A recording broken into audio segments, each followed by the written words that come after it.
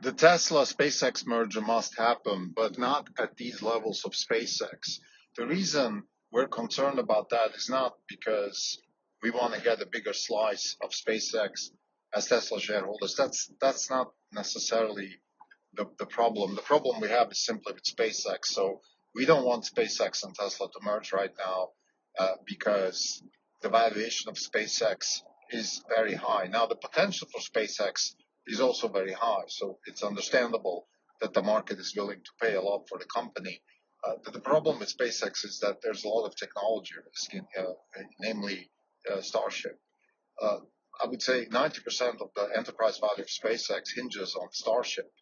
And Starship is a great idea. It's a phenomenal thing to look at and exciting and everything, but it just doesn't work right now. And whether it's going to work or not is actually not so clear.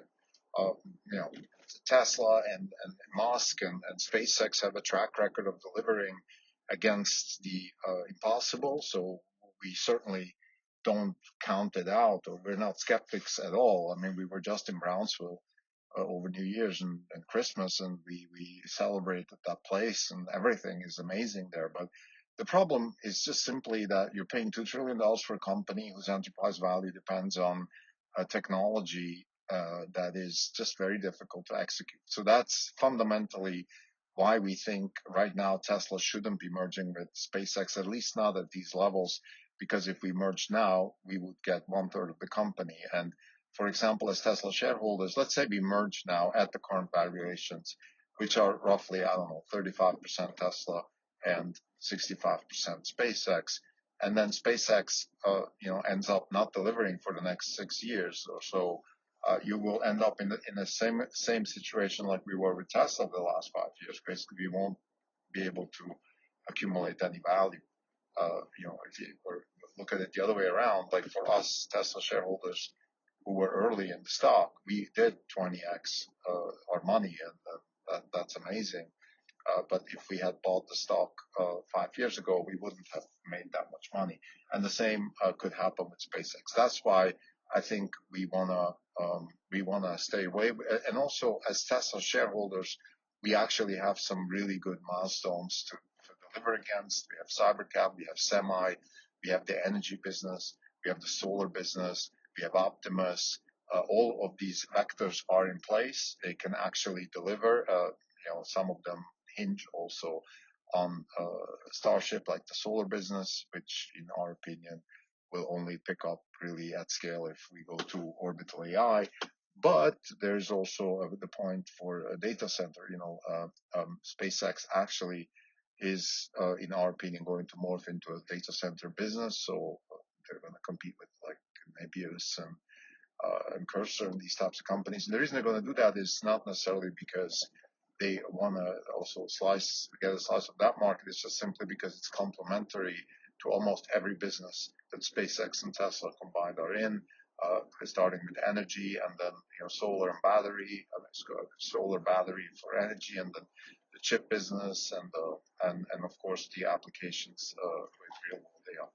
So as Tesla shareholders, we see ourselves right now in a situation where we'd actually rather sit on the sidelines with SpaceX and have Tesla, deliver against its milestones.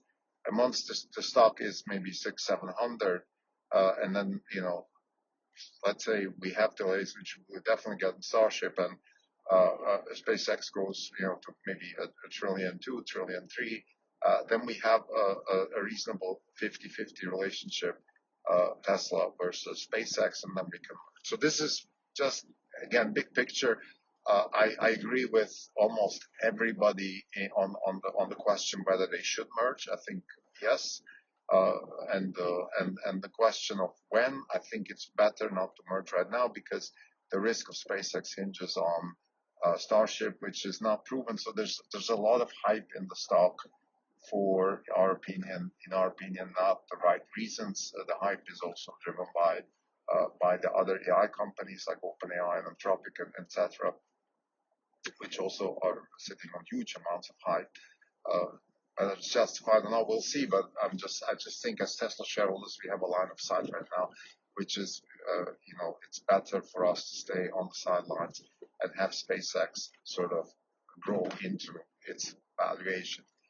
Now, let me just elaborate the points why we think this merger actually makes a lot of sense. So the reason SpaceX and Tesla are a good combination is actually most importantly because companies should only merge if they have the same culture and the same productivity levels, which, by the way, is almost the same thing. So culture is just another word for productivity levels. So because when you have companies that have different productivity levels, and that literally means, how hard do people work? How do they tackle problems?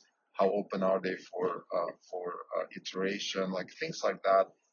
The culture of Tesla and SpaceX, of course, is very, very similar. So that's a good thing. I just saw a presentation today by a General Motors CEO, Scott something, and he said that they're hiring for General Motors, they're hiring people from Tesla and from SpaceX because they want to have that playbook, and it's really almost the same type of culture. So culture is very important.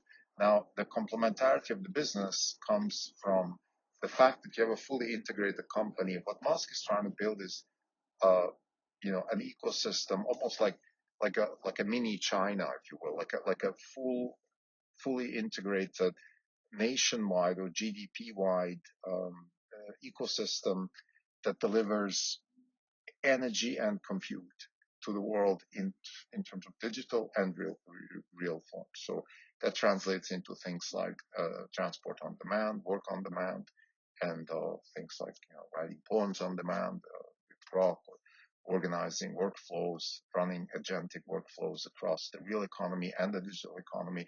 So that's what Tesla and SpaceX together can do. They have the energy business, they have the transport business to get the orbital data centers into space, and then they have, of course, all the applications that are attached to Tesla. And by the way, also Starlink, which again, there's a synergy there. You could use Starlink, of course, really handsomely for Tesla cars to have full connectivity, and you could use Tesla inference compute for the cars, the inference compute on the cars to deliver real-time inference compute, delocalized or decentralized across at least where there's high Tesla penetrations for users of Grok. So to summarize, we think that a merger between Tesla and SpaceX is definitely a good thing. We think that right now for Tesla shareholders, it's actually, I would say, better to stay on the sidelines and deliver against our milestones. And also there's a risk that SpaceX is overvalued, that we will have a few years of flatlining of the stock, like many other big, particularly so-called unicorn IPOs.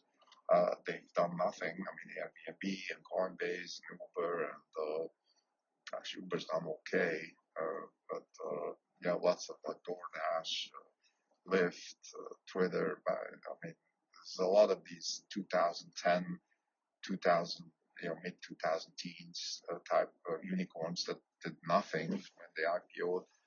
Now, recently we had some successful IPOs, particularly on the AI infrastructure side.